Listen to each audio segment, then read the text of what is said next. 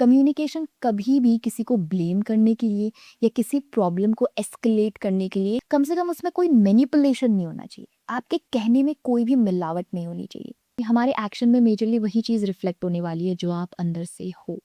उतना ही वेट हमारे चॉइस ऑफ वर्ड्स का भी होता है। इट मीन्स आप सामने वाले इंसान को रिस्पेक्ट करते हो। Hi everybody, welcome back to the channel. You watching and listening to miss Amaira Jyoti on speak up hesitations and you right here with me on the channel.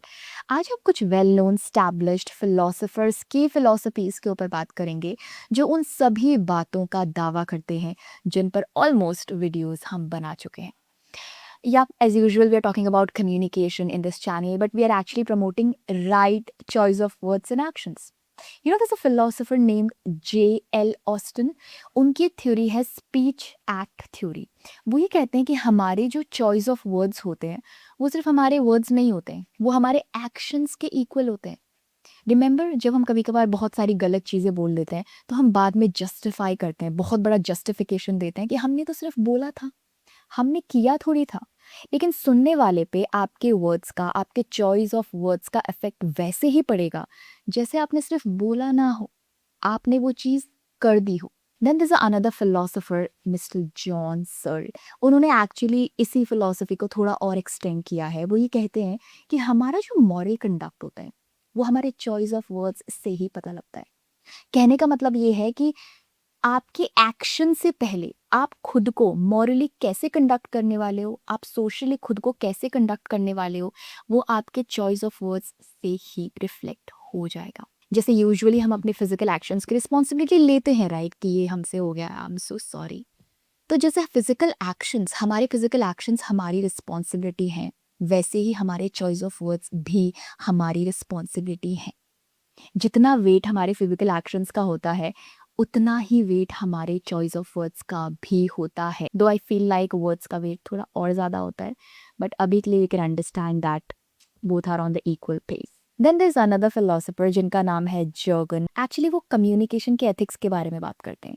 वो कहते हैं कि अगर आपको कम्युनिकेशन ट्रुथफुल रहने के लिए या एक म्यूचुअल अंडरस्टैंडिंग बिल्ड करने के लिए अगर आप कम्युनिकेशन करना चाहते हो तो आपको बात कैसे करनी चाहिए। सबसे पहले ही मीन टू से दैट कि आपको बहुत ऑनेस्ट होना है और आपको एज इट इज़ बात करनी है। अब clear honest as it is होने का मतलब ये नहीं है कि अगर आपको किसी को मार पीट के समझाने का मन करे तो आप वो करोगे because you are trying to be honest. Honest होने का मतलब है कि आप जो भी कहना चाहते हो, आपकी जो भी कम्युनिकेशन है, कम से कम उसमें कोई मैनिपुलेशन नहीं होना चाहिए, आपके कहने में कोई भी मिलावट नहीं होनी चाहिए।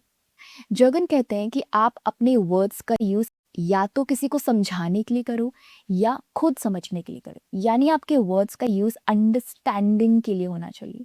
कभी भी किसी को डोमिनेट करने के लिए अपने वर्ड्स का यूज हमें नहीं करना है। बट यूजुअली हमसे ये कभी कभार हो जाता है, राइट, हम गलती में अनइंटेंशनली किसी को डोमिनेट कर देते हैं ना चाहते हुए भी।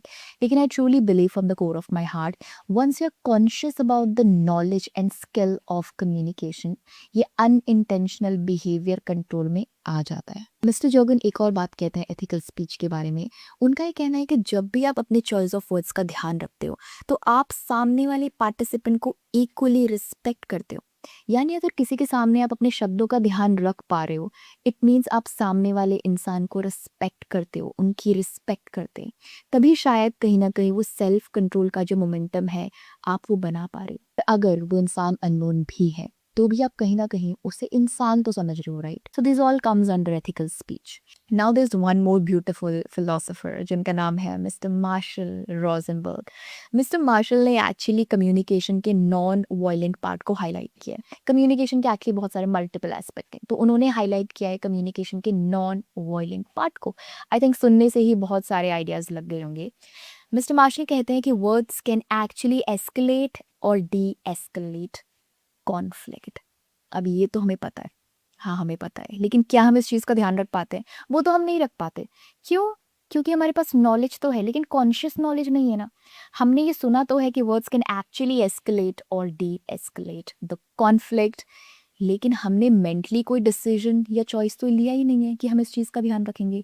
तो जब हमने किसी एक्शन के लिए खुद को मेंटली प्रिपेयर नहीं किया है तो वो हमारे एक्शन में कैसे रिफ्लेक्ट हो सकता है? हमारे एक्शन में मेजरली वही चीज़ रिफ्लेक्ट होने वाली है जो आप अंदर से हो, जो आप अंदर से ट्रूली हो। मिस्टर मार्शल ये भी कहते हैं कि अपनी ऑब्जर्वेशन को कभी भी जजमेंट नहीं बनाना है। ऑब्जर्वेशन एक प्रोसेस है किसी को समझने का, किसी को अंडरस्टैंड करने का, लेकिन जजमेंट एक फाइनल टेक है। तो आई थिंक ये एक माइन्यूट सा डिफरेंस है जो हम सबकी लाइफ को सॉर्टेड करता है। मिस्टर मार्शल ये भी कहते हैं कि जब भी एक्सचेंज ऑफ डायलॉग्स हो रहे हैं, यानी टू इंडिविजुअल्स के बीच में जब भी एक्सचेंज ऑफ डायलॉग हो रहे हैं, वो इसीलिए है क्योंकि उन डायलॉग्स की ज़रूरत है, यानी वहाँ कम्युनिकेशन की ज़रूरत है। कम्युनिकेशन कभी भी किसी को ब्लेम करने के लिए या किसी प्रॉब्लम को एस्केलेट करने के लिए नहीं होनी चाहिए। And I am sure you and I both know those people जो हमेशा ब्लेम करने के मूड में होते हैं या जो हमेशा लड़ने के मूड में होते हैं, जो नॉन वायलेंस को फॉलो नहीं करते हैं बेसिकली। तो इसका आंसर यही है that this is wrong and इस नॉलेज की सबसे ज़्यादा ज़रूरत उन्हें है। So I think we should end the video here. I'll come up with another video. There are more philosophers जिनके philosophies match करती हैं with the purpose of the channel. They are following right choice of words and actions, and they already have their different philosophies on communication. Till then, speak up hesitations. Don't forget right choice of words and actions, and wait for the different philosophers and their different philosophies on communication, but with the right choice of words and actions. I'll see you in the another video. Bye for now.